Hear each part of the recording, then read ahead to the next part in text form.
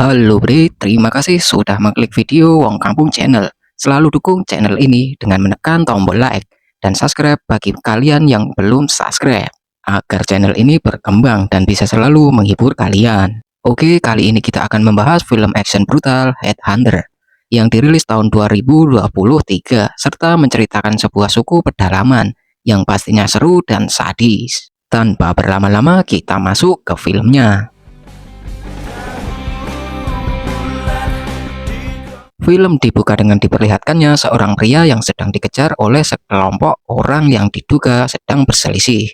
Hingga pada akhirnya pria itu menemukan jalan buntu, di mana jurang berada tepat di depannya, dan membuat pria itu terpojok. Sementara tak lama dari itu datanglah pimpinan kelompok itu yang diketahui bernama Jago. Tanpa pikir-pikir, Jago pun langsung memenggal kepala pria itu yang hendak melakukan perlawanan.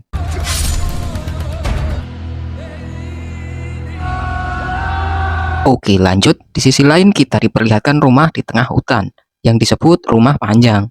Diceritakan mereka semua adalah suku Iban, di mana suku Iban ini bertempat tinggal di perbatasan Sarawak, Malaysia, Pulau Kalimantan, dan juga Brunei Darussalam. Hingga secara tidak langsung kebudayaan mereka tidak jauh dari ketiga tempat tersebut.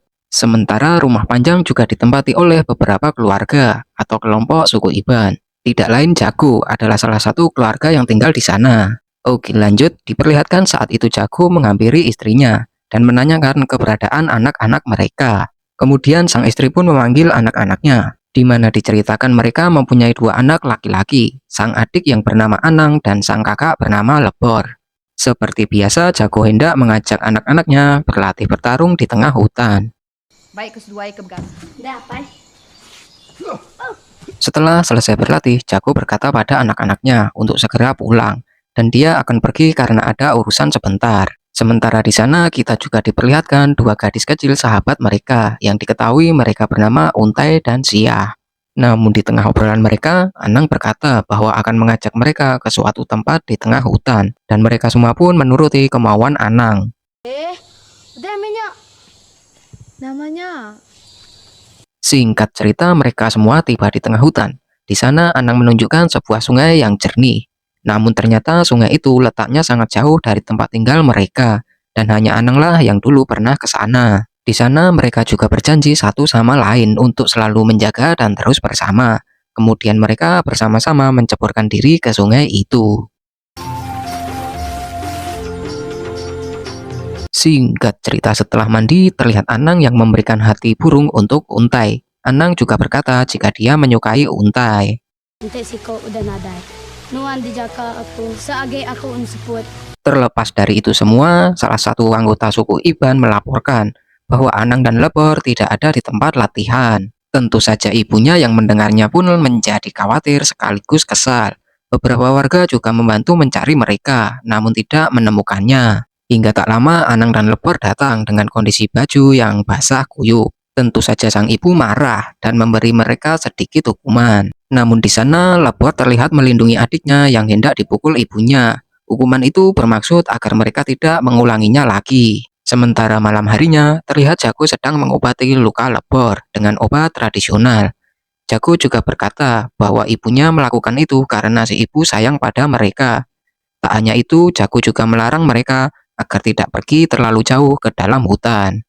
Sementara setelah anak-anak tertidur, Jago berkata pada istrinya untuk tetap sabar dan jangan terlalu keras kepada mereka. Namun di sana sang istri berkata kalau dia sangat kesal saat itu, terlebih kepada Lebor yang sebenarnya bukan anak kandung mereka. Di sini adegan kembali ke masa lalu di mana Jago menemukan Lebor di hutan yang kemudian dia membawanya pulang untuk diadopsi.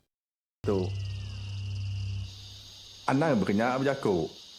Maka penyayang aku kanang Sementara keesokan harinya, terlihat Lebor yang masih kesakitan akibat dipukuli ibunya. Tak lama Jago pun datang untuk memeriksanya, di mana ternyata dia sedang demam. Ya mungkin karena mandi di kali kemarin ya Bre. Kemudian Jago menyuruh istrinya untuk mengambil obat untuk Lebor. Sementara Jago akan mengajak Anang berlatih bertarung di tengah hutan seperti biasanya. Singkat cerita, Jago dan Anang yang lelah pun beristirahat, sembari menikmati bekal mereka. Di sana Jago juga bercerita pada Anang tentang pedangnya, di mana tanda-tanda goresan pada pedang menandakan jumlah kepala musuh yang terpenggal. Sigi nyamai magang te pando inai deh. Pedak dek besi lubang besi itu. Tuk tanda Namun di tengah obrolan mereka, Jago mendengar suara yang menandakan bahwa ada pasukan yang akan datang saat itu. Dan benar saja, belum sempat mereka bersembunyi, datang pasukan musuh di sana. Di mana diketahui pemimpin pasukan itu bernama Sapek, di mana dia ke sana berniat membalas dendam kakaknya yang telah dipenggal kepalanya oleh Jago, yang tidak lain adegan di awal film tadi, bre. Singkat cerita, terjadilah pertarungan di sana.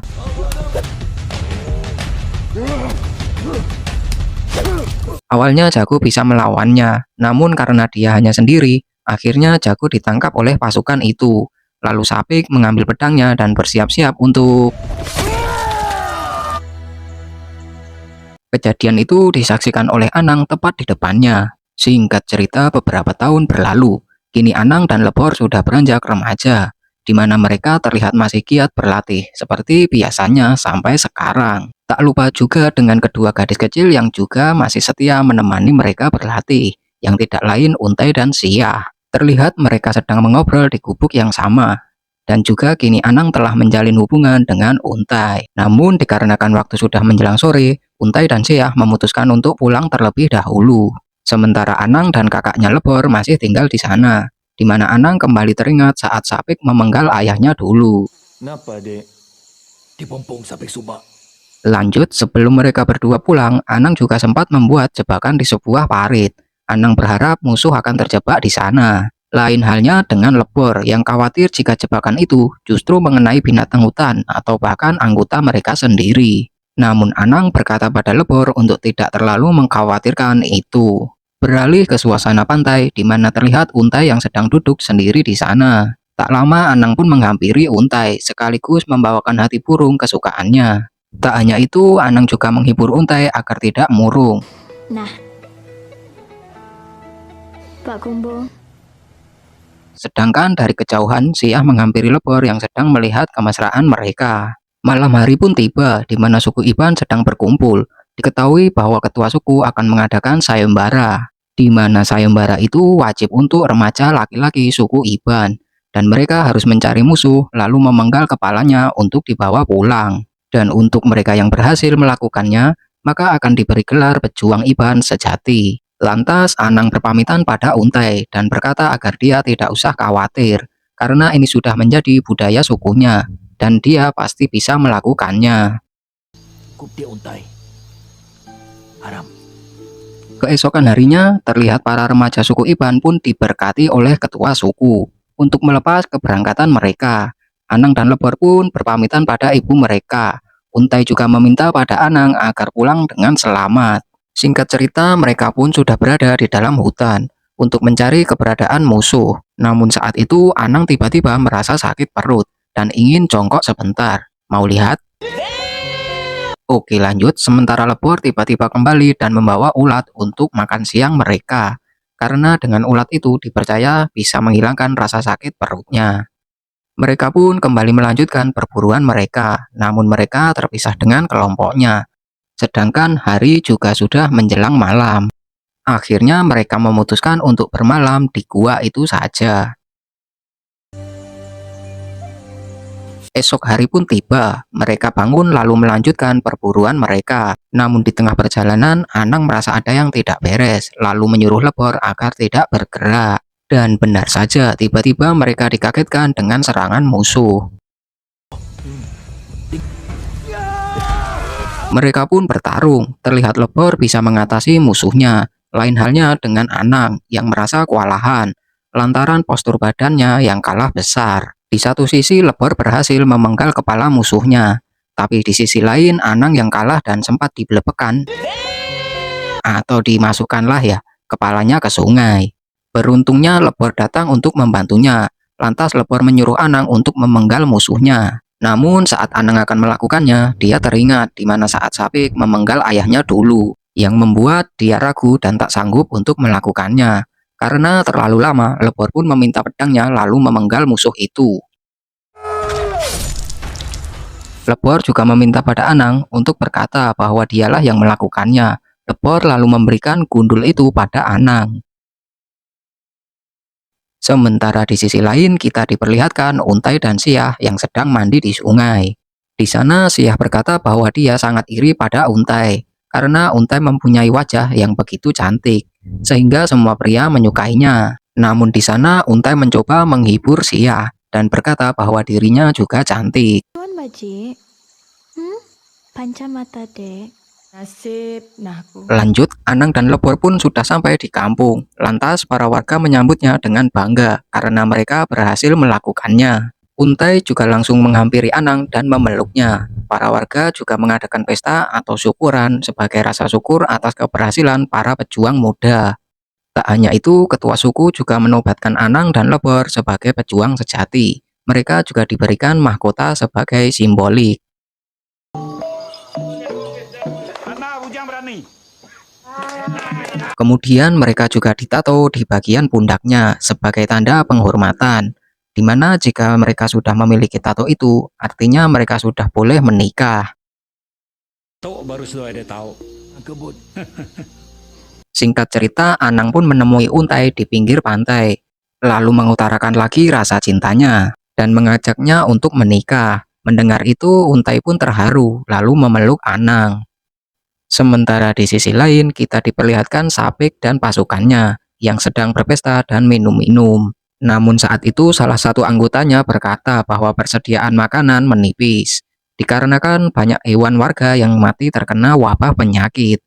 Mendengar itu pun Sapik berniat untuk menyerang suku Iban, karena dengan mengalahkan suku Iban, mereka akan bisa menguasai lahan, ternak, dan juga gadis-gadis di sana. Aku raja.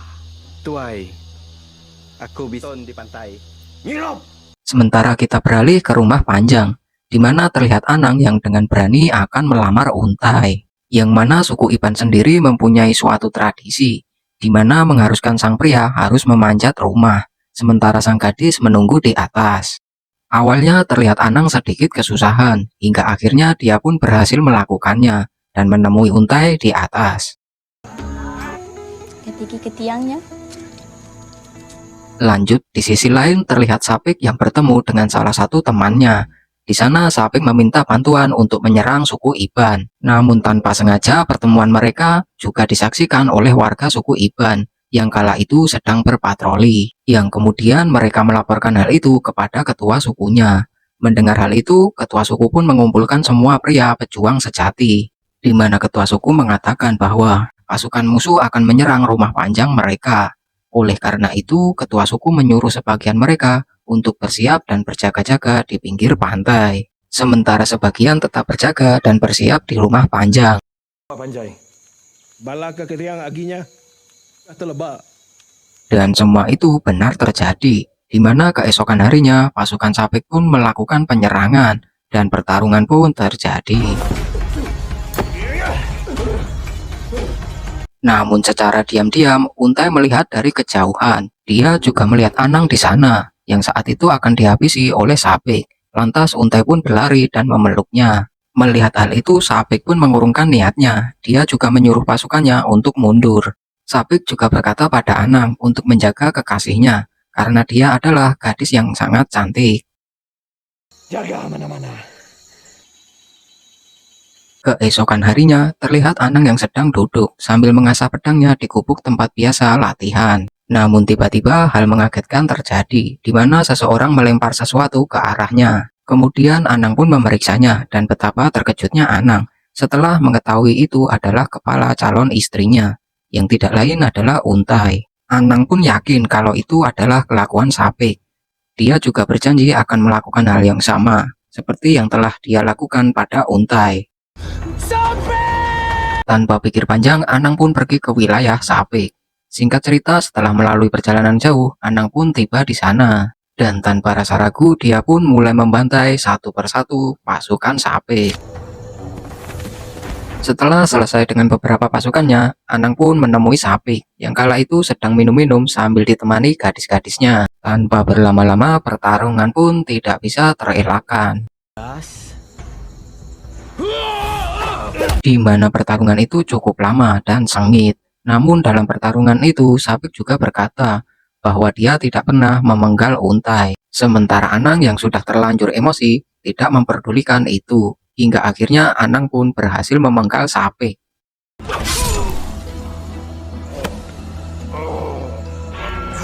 Setelah itu Anang pun membawa kepala Sapik pulang ke kampung.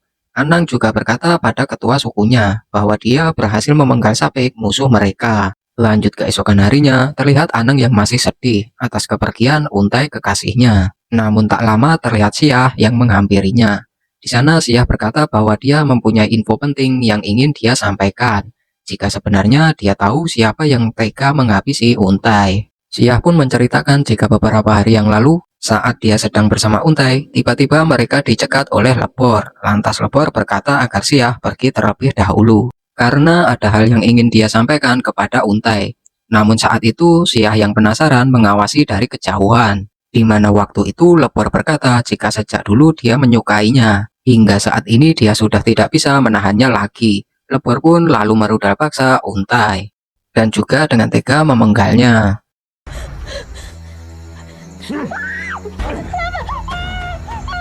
Mendengar cerita itu, Anang sangatlah marah sekaligus kecewa. Di mana saudaranya sendiri tega melakukan itu padanya. Dia lalu mengeluarkan pedangnya dan mencari Lebor.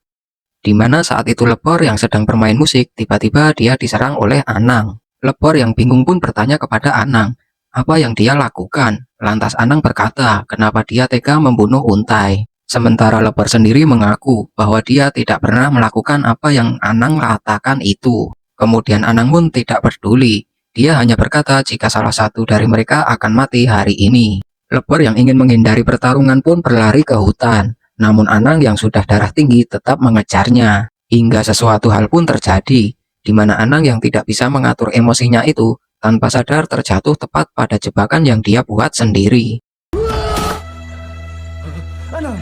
Lebor yang melihat itu pun lantas menghampiri dan menyelamatkan Anang. Di sana Anang sempat bertanya kenapa Lebor tega membunuh untai. Karena meskipun mereka bukan saudara kandung, Anang tetap menyayangi Lebor. Kemudian Lebor pun bersumpah jika dia tidak pernah membunuh untai. Justru dia merasa senang melihat Anang adiknya bahagia bersama untai. Tak lama kemudian datang Siah di sana, di mana dia terlihat sangat sedih melihat Anang yang sedang sekarat. Siah juga berkata kenapa Anang yang harus celaka, karena dia berharap Leborlah yang harusnya mati. Dengan begitu secara tidak langsung terungkaplah dalang dari semua masalah itu. Tak hanya itu, Siah juga mengaku bahwa sejak kecil dia menyukai Anang. Siah juga berharap jika Anang juga mempunyai rasa yang sama, di mana perasaan itu masih terpendam hingga mereka remaja. Namun nyatanya rasa kecewa yang dia dapatkan, dikarenakan Anang justru menyukai untai yang lebih cantik dari dirinya. Merasa kebahagiaannya selalu direbut untai, Siah yang melihatnya sedang mandi di sungai, tanpa basa-basi Siah tega membunuh untai.